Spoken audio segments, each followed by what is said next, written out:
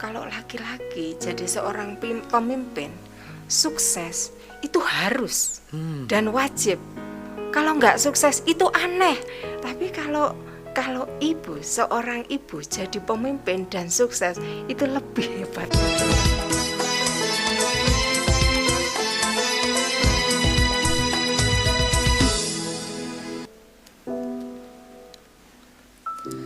Bismillahirrahmanirrahim. Assalamualaikum warahmatullahi wabarakatuh. Selamat datang di podcast SPA Indonesia, Silaturahim Pecinta Anak, Wadah bagi Dakwah dan Pendidik Anak Indonesia. Ya, sahabat SPA Indonesia, bagaimana kabarnya? Semoga semua sehat ya, Alhamdulillah. Baik, bertemu lagi bersama saya Kak Aji Syafa. Dan di podcast kita kali ini kita akan banyak berbincang tentang perempuan dalam pendidikan anak. Dan Alhamdulillah sudah hadir di hadapan saya seorang perempuan yang luar biasa, ibu dari 4 anak yang hebat semuanya, dosen, dan dengar-dengar baru saja menyelesaikan S3-nya. Siapa dia? Beliau adalah Ibu Dr. Umi Faiza. Seperti apa menariknya perbincangan kita kali ini? Yuk langsung aja kita sapa beliau. Baik. Assalamualaikum warahmatullahi wabarakatuh. Waalaikumsalam warahmatullahi wabarakatuh. Oke. Nyaman pakai masker enggak ini kira-kira? Boleh dibuka ya. Oke, boleh. Nah, Alhamdulillah. Ibu Dr. Umi Faiza. Masya Allah. Bagaimana kabarnya Bu Umi? Alhamdulillah luar biasa. Alhamdulillah luar biasa ya. Sehat ya? Sehat walafiat. Alhamdulillah ya. Kemarin sempat mendengar lama loh, kita 7 bulan gak ketemu loh ini. Iya. Lama banget lah ya. Iya. Dan padahal sering ketemu ya sering sebelumnya. ketemu sebelumnya, tapi karena mungkin ya karena efek ya ujian pandemi ini kita mungkin jarang bisa ketemu. Dan tiba-tiba ketemu, kok saya udah melihat seperti kembali muda lagi gitu. Dan dengar-dengar ada program tertentu yang dilakukan kemarin ya. Bener gak sih itu kira-kira? Ada aja. Loh, beneran loh ya. Semakin berbeda ini, udah kayak masih SMA gitu. Alah. Bener ya kemarin ada program itu ya. Mohon maaf diet ya. Sempet. Enggak. Pengurusan. Sebenarnya mengatur pola makan pola makan. Bijak Iya. sekali Bu Dokter ini ya. Mengatur pola makan. Itu kenapa itu? Melakukan itu kemarin ada apa ya? Ada tujuan tertentu? Ya, biar lebih sehat aja. Lebih sehat ya. Dengan berbagai aktivitas yang kita lakukan biar lebih nyaman aja. Termasuk membuat suami semakin sayang. Baik Bu Umi Faiza, langsung aja ini. Kita temanya hari ini luar biasa dan kita ngambil tentang perempuan. Menurut Ibu Umi ini, apa sih makna perempuan bagi seorang Ibu Dr. Umi Faiza ini? Ya, baik, ini satu pertanyaan yang bagi saya sangat menarik ya, perempuan. Ya, empu itu kan mempunyai. Baru tahu saya empu mempunyai ini. Dan sesungguhnya begini, perempuan kalau kita kaitkan dengan sebagai seorang ibu, gitu ya. Karena kalau dikaitkan pendidikan itu seringkali kan nanti arahnya sebagai seorang ibu. Madrasatun. Ibu itu adalah sekolah, gitu. Ibu sekolah, tapi sebenarnya tidak sekedar sekolah bagi anaknya, tapi sekolah bagi keluarga, sekolah bagi masyarakat, gitu. Jadi luar biasa bagaimana seorang perempuan itu semestinya memang harus mampu memerankan diri dimanapun dia posisinya berada. Ya, jadi dia punya peran penting banget dalam pendidikan anak yang ya. Sangat penting, sangat penting. Padahal di luar sana tuh ada sebuah stigma bahwa perempuan itu kan nggak sejajar sama laki-laki. Terus gimana menurut Ibu Umi Faiza ini? Itu dia, makanya saya itu juga sering heran begini. Saya juga sering bertanya-tanya, tidak sejajar sampai kemudian ada orang-orang yang kemudian memperjuangkan kesejajaran. Begini ya, kalau sebatas atau sepanjang pengalaman saya, perempuan itu sesungguhnya punya kesempatan yang sama untuk para laki-laki. Maksudnya? Punya kesempatan yang sama. Dalam hal ini begini, Islam sendiri mengajarkan bagaimana Allah itu tidak memandang laki-laki ataupun perempuan dalam hal beramal. Dalam hal beramal, laki-laki ataupun perempuan dia akan mendapatkan sesuai dengan apa yang diupayakan. Tidak membedakan, kalau laki-laki akan dibalas, kalau perempuan tidak, itu enggak ada seperti itu. Bahkan kita tahu bahwa Nabi kita, Nabi Agung Muhammad SAW itu sosok yang sangat menghormati perempuan, sosok yang bisa dikatakan memperjuangkan. Kalau kita lihat kembali pada zaman jahiliyah begitu ya, itu sesungguhnya orang-orang yang tidak memandang pada para wanita seimbang, sejajar dalam sisi hak kewajibannya, dalam sisi haknya, mungkin bisa begitu ya. Itu sesungguhnya, maaf ya, saya boleh katakan kembali pada masa jahiliyah. Karena dulu zaman Rasulullah ya, kita tahu ada di situ dikisahkan sahabat Umar sebelum masuk Islam saja, ketika punya anak perempuan ya, begitu beliau tahu anaknya perempuan, bagaimana dengan caranya beliau kemudian sampai anaknya dikubur hidup-hidup harus dibunuh ya. Iya, dikubur hidup-hidup. Tapi itu sebelum masuk Islam. Itu masih zaman jahiliyah. Begitu masa Islam, di mana Islam sangat menghargai perempuan, sangat menghargai nilai-nilai arti seorang ibu gitu ya. Ya perempuan ya seorang ibu. Itu seringkali juga diceritakan Sayyidina Umar itu kalau salam itu sampai ke kanan ya, salam ke kanan, nangis, salam ke kiri, senyum gitu, apa sebaliknya ya itu. Karena gini, beliau sangat ingat akan dosa-dosa beliau sebelum masuk Islam, termasuk di situ ingat bahwasanya pernah dalam kejahiliahan beliau itu pernah membunuh seorang perempuan. Jadi seakan-akan lupa dari mana dia dilahirkan. Pada dia terlahir dari seorang perempuan, dia tidak akan pernah ada kalau tidak ada perempuan. Karena memang fitrahnya seperti itu. Sehebat apapun laki-laki pasti tetap tidak bisa melahirkan. Nah, jadi generasi ini akan lahir, generasi yang hebat-hebat akan lahir dari para perempuan. Dari para perempuan. Merinding saya cerita itu. Maka pastinya ya perempuan diberikan hak yang sama gitu ya, diberikan hak yang sama. Dan kalau kembali pada pertanyaan Kak Aji tadi ya, kalau stigma ketidakseimbangan perempuan atau perempuan dianggap lebih rendah daripada laki-laki, ini tentu harus dikaji ulang, diluruskan ya Bu. Harus diluruskan. Dan mungkin bagi para perempuan sendiri juga harus santai ya, menjaga kehormatan. Kadang-kadang stigma itu, mohon maaf, muncul juga kadang bisa jadi ada sebagian yang memang merasa di bawah, dalam artian merasa lebih rendah, merasa ini, sehingga merasa tidak punya hak untuk dididik, untuk berpendidikan misalnya, untuk berkembang, sehingga ya hasilnya bisa jadi menjadi orang yang diremehkan, orang yang tidak punya harga, maaf.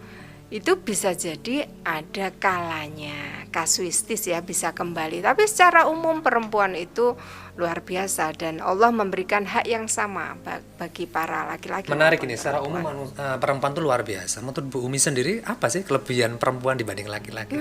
Secara pribadi boleh Kak? Gimana ya, saya memandangnya ini memang perempuan ya. Saya bisa memandang dari ibu saya bisa memandang dari para wanita yang pernah banyak kita baca ya. Perempuan itu ini cagak gitu ya. Cagak itu apa ya? Soko guru. Tumpuan itu bisa jadi memang benar ya. Perempuan itu menjadi tumpuan bagi tegaknya agama, itu juga di situ. Maka laki-laki pun tidak sempurna ya, kalau belum sempurna agamanya kalau dia belum menikah. Betul gitu. sekali. Nah, Ini pesan menikahnya dengan siapa? Dengan perempuan kalau laki-laki, tentunya begitu. Maka banyak hal yang dimiliki oleh para perempuan dan itu tidak dimiliki oleh laki-laki. Sebaliknya, banyak hal juga yang dimiliki oleh laki-laki yang itu memang dititipkan pada kaum laki-laki. Wanita ini nggak dalam hal tertentu memang bukan porsinya, istilahnya begitu. Perempuan multitasking, setuju nggak sih? Oh, sangat setuju. Apakah Sangat dalam setuju. posisi perempuan saat ini atau gimana? Bukan. Saya memperhatikan begini. Saya perhatikan memang ya kalau bapak-bapak itu kalau sudah mengerjakan satu hal gitu ya, itu memang ya betul-betul fokusnya di situ gitu. Banyak hal ya, misalnya gini, kalau laki-laki menjadi seorang pemimpin gitu. Kalau saya guyonannya itu begini loh. Kalau laki-laki jadi seorang pemimpin sukses itu harus dan wajib. Kalau nggak sukses itu aneh. Bebannya berat sekali laki-laki. Nah betul, itulah kenapa wanita harus menghormati laki-laki. Saya sangat hormat pada suami saya tentunya ya. Yaitu karena apa? Tanggung jawabnya besar di situ. Dan Allah titipkan kemampuan untuk itu. Yang saya katakan tadi, kalau laki-laki itu memang harus sukses. Karena apa? Saya melihat sendiri, kalau punya tugas itu ya sudah manteng istilahnya gitu ya, manteng apa yang menjadi tugasnya itu nanti apa. Tapi kalau seorang ibu jadi pemimpin dan sukses itu lebih hebat lagi. Oke. Kenapa begitu? Maaf ya. Iya. Bukan berarti ini terus tadi saya katakan saya sangat hormat laki-laki, saya kagum laki-laki. Dan memang seperti itu ya. Tapi di sisi lain ini gini, kalau misalnya seorang perempuan menjadi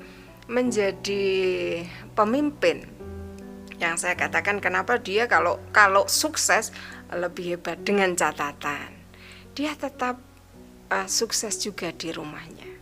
Maka saya sering bilang kan, ketika saya menjadi seorang ibu, tugas utama saya itu ya memang seorang ibu, menjadi seorang ibu. Oke Bu Umi. Bahwasanya nanti sambilannya ya waktu itu jadi ketua STPI, jadi mahasiswa S3 juga dengan 4 anak begitu. Tapi ini tugas utama saya ini. Sehingga apa? Ketika saya melakukan tugas sampingan saya harus memastikan yang ini beres. Ada prioritas ya. Pasti. Nah. Jadi yang tidak mudah itu kemudian memanage waktu. Nah ini menarik nih, memanage waktu ini kan Bu Umi terlihat banget ya, kalau saya melihatnya ya, orang lain juga pasti melihat hal yang sama, sibuk sekali. Ibu dari 4 orang anak, dosen, kemudian kalau saya mengatakan punya kesibukan yang sangat luar biasa, itu bagaimana membagi waktunya sesuai dengan tema kita tentang perempuan dalam pendidikan anak. Itu bagaimana tipsnya membagi waktu atau prioritas untuk ketika di kampus, anak-anak dan juga kesibukan Bu Umi, gimana itu Bu Umi? Iya, jadi memang dalam Islam sudah dicanangkan ya, sudah ada wal asri, demi masa, demi waktu. Bagaimana kita ini dididik untuk memanage waktu dengan sebaik-baiknya. Karena al waktu kasaif katanya kan begitu. Jadi waktu itu seperti pedang. Bayangkan kalau kita bawa pedang itu kan tajam tuh itu. Bisa saja kalau pedang itu tidak kita kelola dengan baik, maka dia akan menyembelih diri kita sendiri. Nah, terkait dengan waktu gitu dan dengan prioritas, maka kalau secara pribadi saya katakan begini, saya juga sering katakan juga pada para mahasiswa, terbiasa tidak mengulur waktu, memanage waktu dengan sebaik-baiknya. Kalau orang lain itu ya setelah pagi belum masak santai-santai dan seterusnya misalnya, pasti ini tidak akan terkelola dengan baik waktunya. Jadi saya pengalaman saya pribadi ya, misalnya pada saat saya kuliah S3, saya katakan loh pada Pak Adi waktu itu, saya akan tetap menjadi ibu yang baik. Saya tidak mengandalkan saya S3-nya, bukan. Karena bagi saya S3 itu sampingan, tapi saya harus sukses menjadi ibu dan sukses di S3 istilahnya yang lain pun harus gitu sukses ya. Nah, bagaimana caranya? Pada saat itu anak-anak saya kan masih kecil. Beda ya kalau dengan sekarang anak-anak sudah relatif sudah besar-besar gitu. Pada saat itu saya ambil S3 itu anak saya baru usia 2 tahun. 3 tahun lah, 2,5. Itu ketika anak keempat. Karena kalau anak keempat ini lahirnya kan pada saat saya baru saja selesai tesis, selesai S2. Jadi S2 saya itu waktu saya proposal itu hamil anak S3, anak keempat. Jadi anak keempat ini ya membawa semangat tersendiri bagi saya karena saya mempelajari ilmu-ilmu baru di S2 itu terkait dengan perkembangan bahasa. Waktu itu dilalah Gusti Allah paring laboratoriumnya. Saya tungguin 24 jam ibaratnya begitu. Tapi saya ya tesisnya juga harus selesai sesuai waktunya dan ternyata betul. Saya dapat beasiswa 24 bulan untuk yang S2 itu, tapi saya bisa menyelesaikan 22 bulan. Itu yang nganggu hamil besar luar barang. Biasa sekali gitu ya. Itu salah satu multitaskingnya perempuan ya. Barangkali begitu. Oke, Enggak, Bumi. ini sebentar. Ini sebenarnya lebih pada manage waktu ya. Ini belum istilahnya belum pada intinya. Jadi pada saat anak-anak belajar itu kan kurang lebihnya biasanya sampai jam 9 ya. Saya boleh dikatakan tidak pernah memegang buku saya. Tidak pernah memegang. Kenapa? Memegang buku saya karena saya harus sampai jam 9 maksud saya. Saya harus menemani anak-anak saya belajar. Karena ya masih ada yang SD, masih ada yang bayi, ada yang SD kelas 1, ada yang kelas 3, ada yang kelas 6 coba. Saya nggak punya pembantu loh itu. Repotnya luar biasa repotnya loh ini. Luar biasa juga sebenarnya. Tapi kalau dilakukan dengan senang, semuanya berlalu dengan baik. Senang, cinta juga ya. Betul. Oke, baik. Betul. Bu Mi, sedikit tentang SPA ya. Sebentar toh Kak. Oh, belum selesai? Ini tadi kan baru jam 9 oh, ya. Oh gitu ya baru Allah. Boleh. Kok bisa saya nggak megang buku nanti kok bisa selesai nanti jangan-jangan sulapan ini. Oh iya, boleh. Jadi gini, jam 9 saya pastikan saya mendampingi, tetap mendampingi anak-anak belajar. Lalu setelah mereka tidur, saya pun tidur. Tapi nggak kebelabasan. Pasti, saya katakan pasti karena ini saya lakukan bertahun-tahun. Jam 2 itu saya bangun hingga kemudian beraktivitas. Beraktivitasnya kalau jam 2 ya istilahnya tugas kuliah saya ya saya belajar dan seterusnya ya dengan beribadah dan semuanya kan sebenarnya beribadah ya.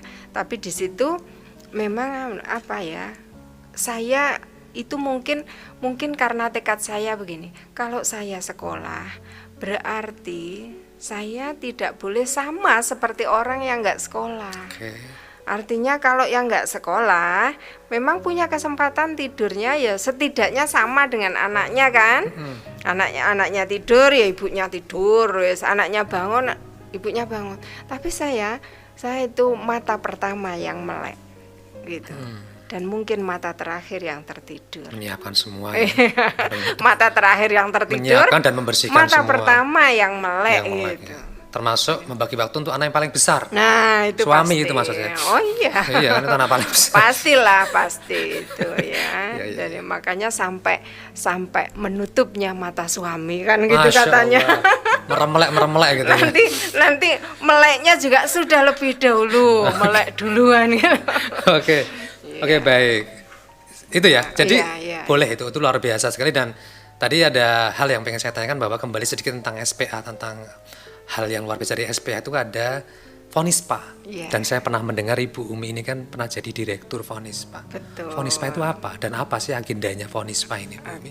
Ya. Fonispa itu Forum Nisa SPA. Forum Nisa SPA. Forum Nisa SPA. Sebagaimana fitrahnya para perempuan ya yang melahirkan.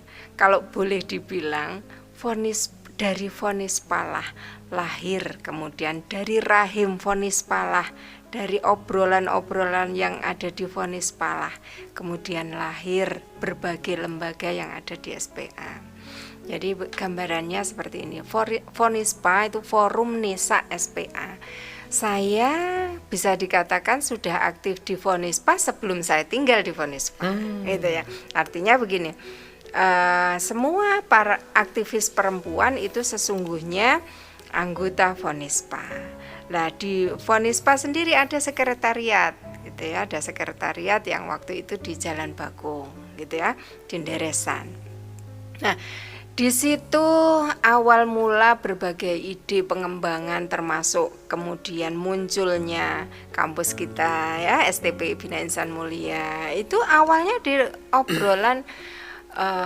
obrolan yang disengajakan. Jadi kami itu minggu kedua dimanapun kosnya waktu itu, tapi minggu kedua itu kami tidur di sekretariat. Bareng-bareng untuk gitu ya? apa? Untuk ngobrolkan tentang pendidikan masa depan yang kita sendiri sesungguhnya belum terjun secara langsung, ya toh, tapi melihat dan dari diskusi itu justru kemudian muncul sampai kemudian ide sampai sekarang ini ada sekolah-sekolah kita ya.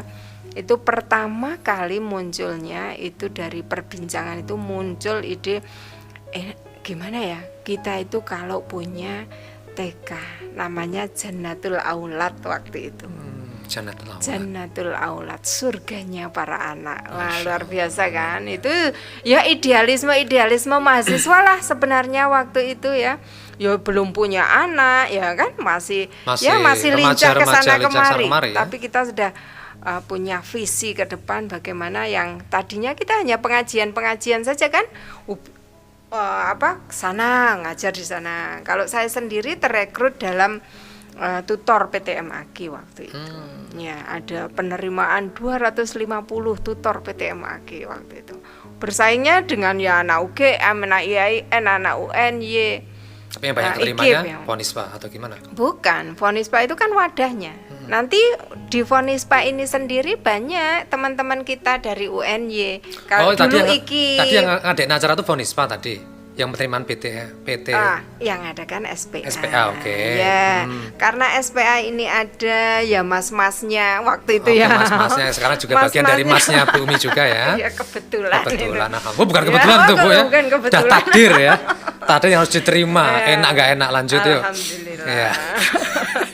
Nganggo enak ra enak insyaallah enak gitu ya. Masyaallah luar biasa. Artinya gini, visinya sama gitu ya. Meskipun bukan berarti kalau Fonispa itu dapatnya SPA itu enggak sebenarnya. Tapi kita punya tahu lahan berjuangnya itu sama gitu. Jangan berharap lebih ketika kita sudah tahu ini sakmene ate dipaksa piye ya kelihatannya segini, tapi bagaimana visi sama-sama berkembang dan sama-sama saling mengoptimalkan gitu. Nah, itulah Fonispa di situ yang saya katakan bisa dikatakan rahim yang melahirkan banyak lembaga di SPA. Karena tadinya SPA ya kegiatannya PTMAG tok, di mana PTMAG itu ya perkumpulan dari para guru ngaji. PTMAG dulu mungkin orang belum pada tahu loh ini PTMAG. Oh iya, padahal PTMAG itu ya kalau saya dulu kan belum kuliah ceritanya. Tahun 92 saya belum kuliah, itu begitu ke Jogja sudah daftarnya ke SPA begitu. PTMAG itu program tutorial membaca Al-Qur'an. Oh, program tutorial membaca Al-Qur'an. Iya, itu membawahi 56 SD se-Kecamatan Depok ya. Gitu ya. 56 SD loh itu. Dan itu kalau sudah kumpul mahasiswa dari berbagai perguruan tinggi, itu disitulah kemudian kami sering diberi digodok ya, diberi wawasan. Berarti termasuk emang Fonispa ini vital banget ya saat itu ya untuk pendidikan anak ya. Iya, karena gimana ya, berpartner sebenarnya kan. Berpartner lah, coba misalnya begini, yang laki-laki kayak jadi pejuang-pejuang, kalau yang perempuan itu nggak tahu medan juang, ya bagaimana bisa mengoptimalkan gitu. Oke. Luar biasa Bu Umi. Mungkin terakhir ya, pesan Bu Umi untuk perempuan di dunia. Wes. Pesan-pesan silahkan untuk bisa sampaikan kepada banyak orang atau perempuan di dunia. Silahkan Bu Umi. Baik. Pesan saya untuk para perempuan di dunia. Biar sebenarnya lebih luas. Bukan di akhirat ya. Pesan saya untuk para perempuan, sesungguhnya kita punya potensi yang sama dengan para laki-laki. Dan sesungguhnya kita ini pemegang kunci. Kunci keberhasilan, kunci dari perbaikan-perbaikan atau kebaikan yang ada di dunia ini. Maka jadikan diri kita ini menjadi sumber dari kebaikan itu. Lakukan hal-hal yang bisa kita lakukan sebagai seorang perempuan tanpa lupa pada fitrahnya sebagai seorang perempuan. Lakukan yang terbaik dan lahirkan para generasi yang bisa membawa pencerahan bagi Indonesia dan bagi dunia.